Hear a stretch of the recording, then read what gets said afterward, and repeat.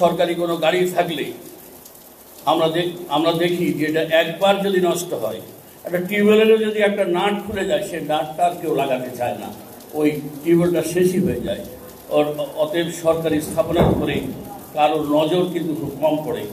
আমরা চাই যে স্বল্প খরচে যদি তার পূর্ণ যৌবন ফিরিয়ে দেওয়া যায়, আর যদি আমরা ব্যবহারের উপযোগী, চরম উপযোগী হিসাবে করতে পারি, তাহলে সরকারের টাকা সাশ্রয় করাই আমাদের মূল কর্তব্য বলে আমরা মনে করি।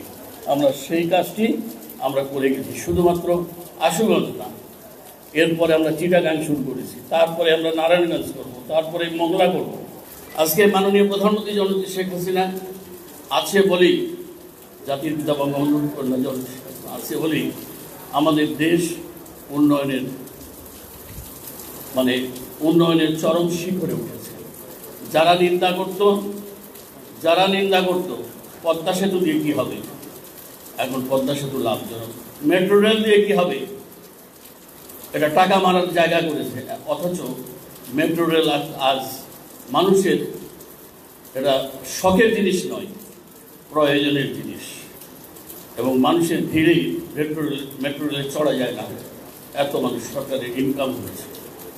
যাই হোক, আমরা খাদ্যের কথা যেটা বলি, খাদ্যে আমাদের এই সমস্ত স্থাপনাগুলো ছিল বলেই, এটা ঠিকমতো ম্যানেজমেন্ট হয়েছিল বলেই, শুধুমাত্র করোনার সময় নয়, করোনার থেকে ভয়াবহ সময় গিয়েছে আমাদের রাশিয়া ইউক্রেন যুদ্ধে। সেই সময় আমাদের অবস্থা কত খারাপ ছিল, খাদ্যের অবস্থা কি ছিল, এবং যেখানে বিশ্ব খাদ্য সংস্থা বলছে দেশে দুর্ভিক্ষ হবে, যেখানে বিশ্ব ব্যাংক বলছে দেশে দুর্ভিক্ষ হবে, তার মধ্যে বাংলাদেশের নামও কিন্তু তালিকাভুক্ত ছিল। সেই জায়গা থেকে আমরা কিভাবে মাননীয় প্রধানমন্ত্রীর নির্দেশনায় আমরা উত্তরণ হয়েছি, আমরা জনগণকে ভীত সন্ত্রস্ত হতে দিই নাই, আমরা এটা জানাইও নাই, আমরা বুঝতেও দিই নাই। কারণ আমরা একটা জিনিস জানি যে পেট ঠান্ডা থাকলে মাথা ঠান্ডা থাকবে, পেট ঠান্ডা থাকলে মাথা ঠান্ডা থাকবে। আমি সপ্তাহে 1 কেজি পেঁয়াজ খেতাম, সেখানে ½ কেজি বা 250 পেঁয়াজ দিয়েও আমার চলতে পারে, কিন্তু আমার একবেলা যদি আমি ভাত না খেতে পারি, তাহলে মাথা কিন্তু আমার ঠিক থাকবে না।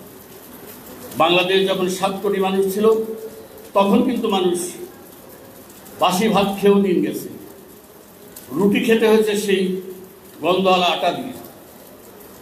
আর এখন রুটি খায় কারা? এখন ধনীরা রুটি খায় আর গরিবেরা 3 বেলা ভাত খায়। সঠিক কিনা?